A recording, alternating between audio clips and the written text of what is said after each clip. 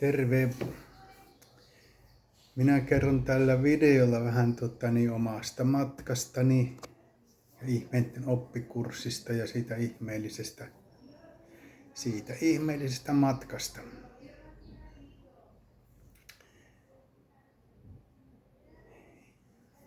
Mä nyt kuitenkin menen sinne, missä mä näen, että missä se minun oma matka varsin rupesi alkamaan. Elikkä minulla oli sen 3 sellaista kokemusta joskus 90-luvun puolivälin paikkeilla suunnilleen ehkä, kun elämä oli hyvin stressaavaa, niin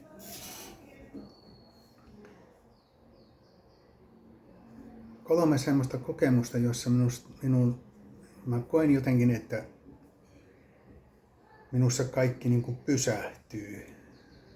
Henki ei kulje ja ihan pieneksi hetkeksi vaan. Mutta se viimeinen kokemus sattui hautausmaalla joulupäivänä. Ja sen mä otin sitten niin paljon vakavasti sen kokemuksen, että siitä noin 15 minuuttia siitä kokemuksesta, kun mä totesin, että se mitä minä koetan jotenkin sillä juoksemisellani saada kiinni, niin se ei ole niin arvokasta, että siihen kannattaa itsensä tappaa siinä työnteolla. Että elämä on itsessään. Tai siinä se jotenkin tuli, että se elämä on se arvokas asia. Ei ne, mitä mä tavoittelen.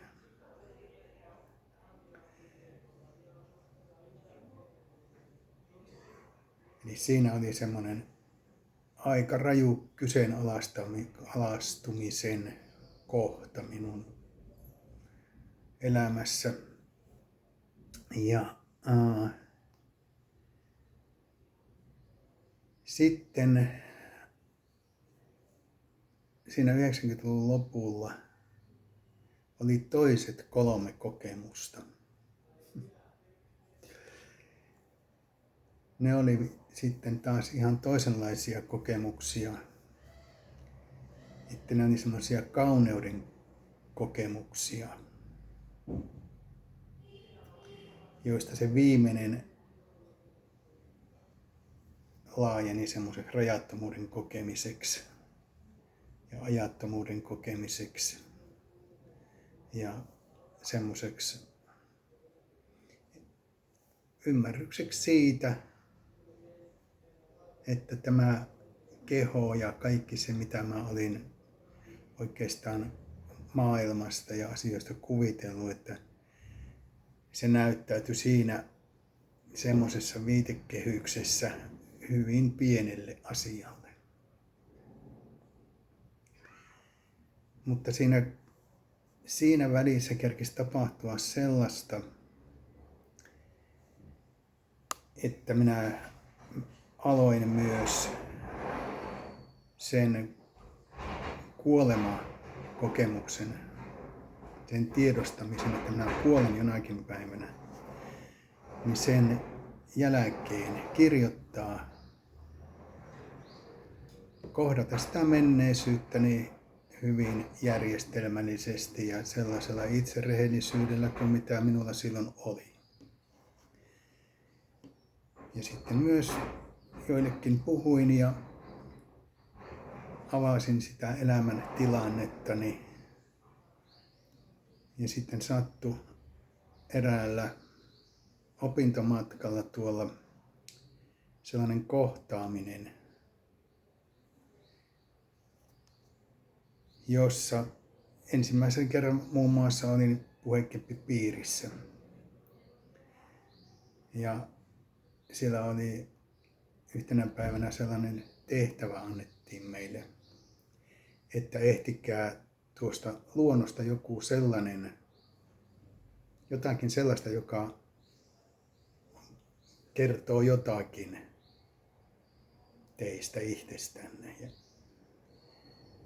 mä sitten otin sen suht vakavasti sen tehtävän ja siinä päivän mittaan kun siellä kävelin, niin kahtelin kaikenlaista mitä siellä ympäristössä oli. Otin kättenkin jotakin muistaakseni, en ole ihan varma edes siitä, otinko edes kätteen, koska minulle alkoi syntyä sellainen kokemus, että siinä ympäristössä siinä on kaikki just niin kuin pitää ollakin ihan täydellisesti, mutta minussa itsessäni ei ole jotakin kohdallaan.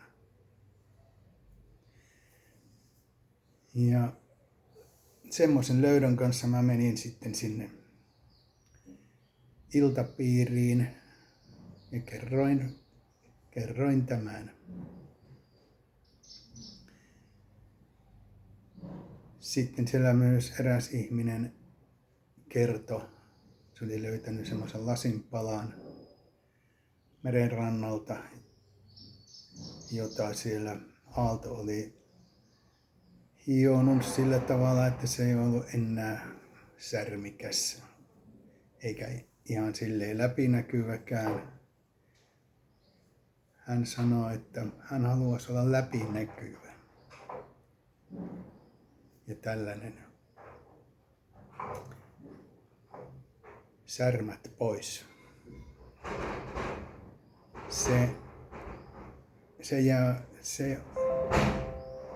Sen mä muistan nyt vieläkin, eli jotenkin se kosketti minua sen. Ja sitten tämän ihmisen kanssa tulikin aika paljon puhuttua siellä. Kumminkin puhumme siitä elämäntilanteestamme, missä oltiin. Jaettiin sitä ja sellaisella avoimuudella, että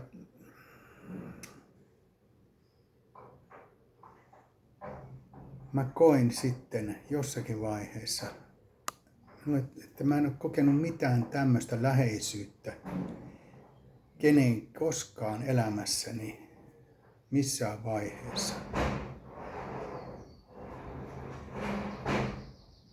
Ja semmoisen mä jäin ihmettelemään sitä sitten sen matkan jälkeen. Kun se ei sopinut mihinkään niihin niin sanottuihin kokemuslaatikoihin, mitä minulla sitä ennen oli ollut.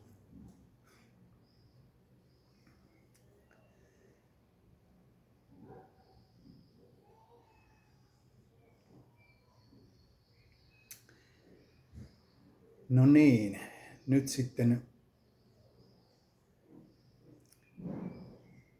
sitten kävi niin, että tämä kokemus, se läheisyyden, se semmoinen yhteyden kokemus kyseenalaisti minun. Se sattui niin kuin siihen rakkausasiaan. Että se ei sopinut minun niihin mihinkään kokemuksiin eikä käsityksiin, aikaisempiin käsityksiin. Niin, että oikeastaan nämä kaksi asiaa sitten eräänä syksyisenä iltapäivänä nousi sillä tavalla siihen minun kahvihetkeeni, että mä jään sapattivapaalle vuodenvaihteessa ja minä haluan katsoa, mikä täällä on totta. Ja niin suurella intentiolla se päätös syntyi, että vaikka mitään niin niistä elämänpuitteista, mitä siihen asti on ollut, että vaikka ne kaikki olisi pois, niin minä haluan kahtoa.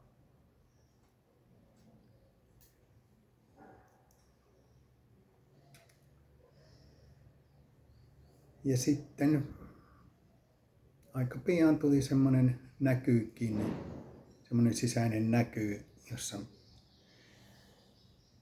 ihmiset oli niin kuin saippua kuplien sisällä. Ja minä ymmärsin sen sillä tavalla, että ensinnäkään me ei olla erillisiä, mutta me ollaan erillään sen takia, kun me ollaan sulkeuduttu, kun me ei puhuta.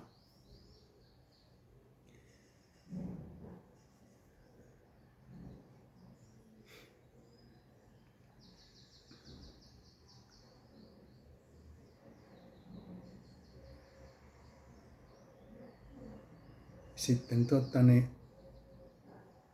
tähän avautumiseen liittyen minusta ne 3 sellaista kauneuden kokemusta syntyi. Ensimmäiset siinä ennen kuin edes tätä päätöstä sinne sapattivapaalle oli syntynyt. Mutta se viimeinen tuli sitten siellä vähän sen vuodenvaihteen jälkeen. Ja siinä oli ihan selkeästi sellainen kohta, jossa mä koin, että mä olen ollut unessa tai hypnoosissa. Tai sitten mä oon hullu. Että siltäkään ajatukselta ei siinä kohdalla voinut välttyä, että olenko minä hullu. Onko mä tulossa hulluksi. Ja ihan sekin, että vai onko tuo maailma noin hullu.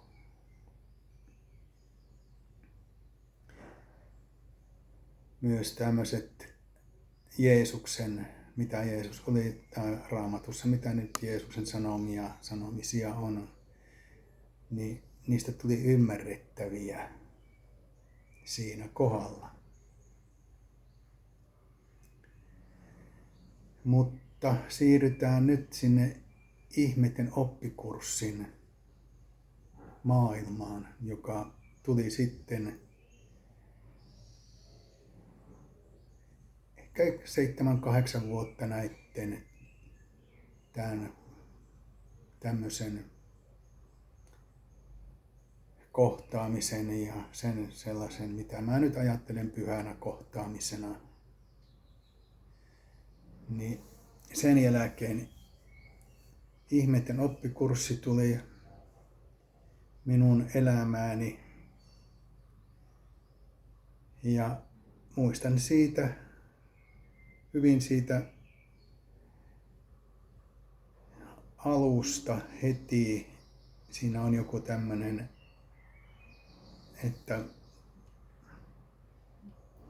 että maailma on jotenkin aivan päinvastoin kuin mitä me kuvitellaan. Tai siinä oli joku semmoinen ajatus. Ja minä koin juurikin ihan samalla tavalla, että tässä maailma on vähän niin kuin vejetty nurin päin.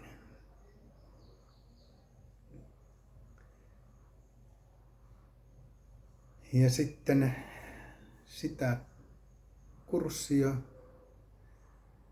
alettiin lukea semmoisessa porukassa ja erityisesti se,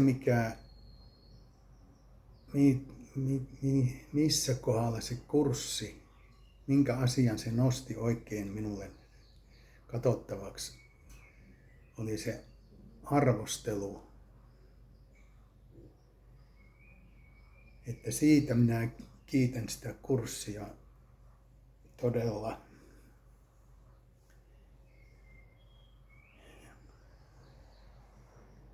Että sellainen pieninkin, että tuolla liikenteessä joku ei laita vilikkua päälle minun mielestäni tarpeeksi aikaisin tai unohtaa sen kokonaan,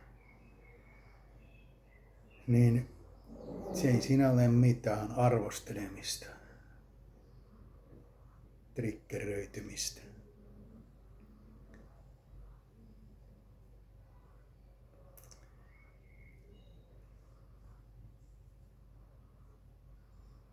Että se arvostelun merkitys, sitä me ei oikein niin kuin helposti ymmärretä. Minusta tämä ainakin oma kokemuksenikin on just se, että vaikka sitä arvostelua oli tippunut pois paljon,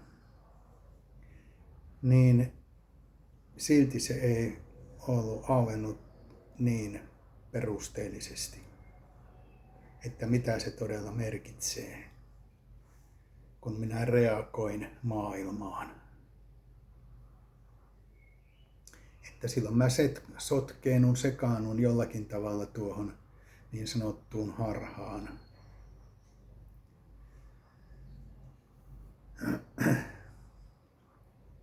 Ja se kanssa on siinä kurssissa, se on ollut minulle semmoinen hiukan, ja on edelleenkin, mä katson sitä,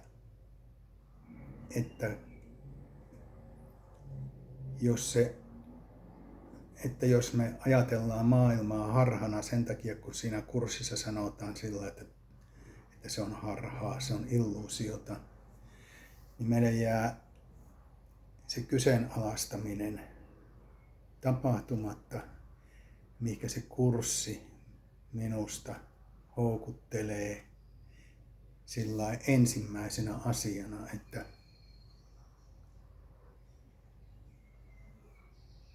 että me alettaisiin kahtomaan, niin ihan niin kuin siinä ensimmäisessä harjoituksissa on, irtautumaan, luomaan joku semmoinen kahtomisen ulottuvuus, asenne omaan ihteemme.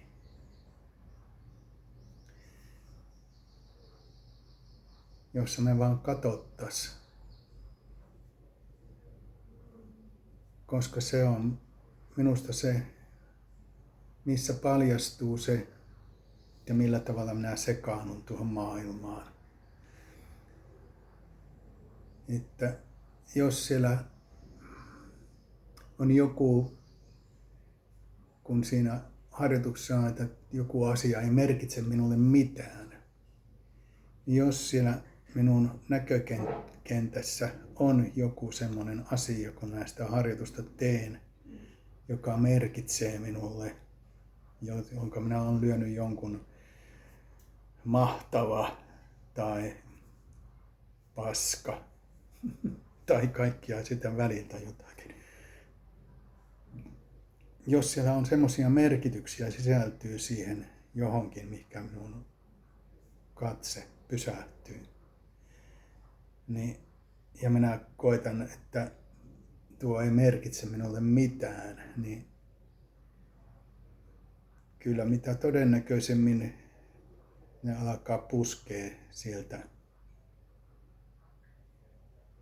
näkyviin ne minun sille antamat merkitykset. Mutta se koittaa purkaa, että minä luopuisin, että minä suostuisin kahtamaan niitä siellä, irtautumaan niistä merkityksistä.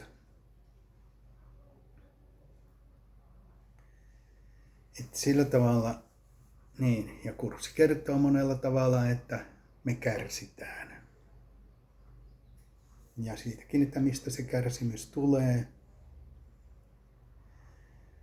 Että se tulee niistä tulkinnoista ja käsityksistä, mitä me on niissä, mitä on syntynyt siellä menneisyydessä matkan varrella, kun me on tätä maailmaa katsottu ja koitettu ymmärtää. että ne niin sanotusti hyvät ja pahat tuomiot on syntynyt siellä ja ne merkitykset tulee sieltä. Niin sillä tavalla mä sitä katson, että se ensisijaisesti se koettaa saada minut kyseenalaistamaan niitä käsityksiäni.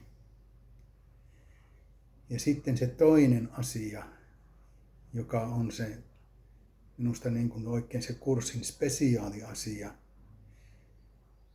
se, että me ruvettaisiin muuttamaan se erityinen ihmissuhde pyhäksi ihmissuhteeksi. Kun se siellä sanoo, että jotkut on päässyt perille sitä yksinäistä tietä ja se on toiminut heillä, mutta että teidän tienne on erilainen, koska sinä ja veljesi olette yhdessä. Ja sen kommunikaation kautta, että me aletaan ensinnäkin olla rehellisiä itsellemme ja avoimia sillä tavalla itsellemme ja sitä kautta myös tietenkin pyhälle hengelle ja hengelle.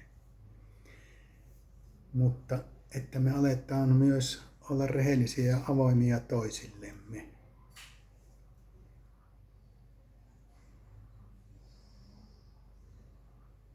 Ja sen mä tunnistan siinä kokemuksessa sillä joskus 25 vuotta sitten, että siihen hetkeksi syntyi se sellainen avoin kohtaamisen tila sen tuntemattoman ihmisen kanssa,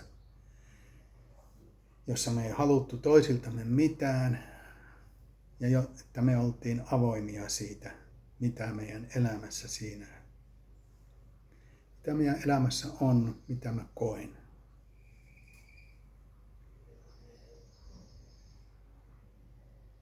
Niin se sellainen pyhä kohtaaminen tai pyhä ihmissuhde, se on minusta aivan, se on täysin mahdollinen ja että se on sen rehellisyyden ja avoimuuden päässä.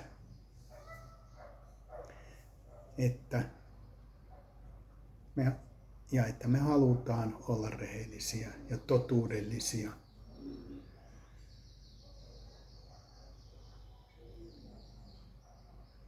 Silleen aika tosissaan.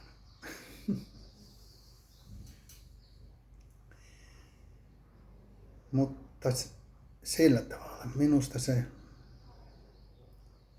kurssin erityisyys on siinä kommunikaatiossa meidän ihmisten välisessä kommunikaatiossa. Ja siihen henki tulee ihan väistämättä, se tulee siihen. Ja me voimme kokea sen aivan toisenlaisen yhteyskokemuksen, mikä syntyy siinä. Kun se joku tulee siihen kolmanneksi pyöräksi.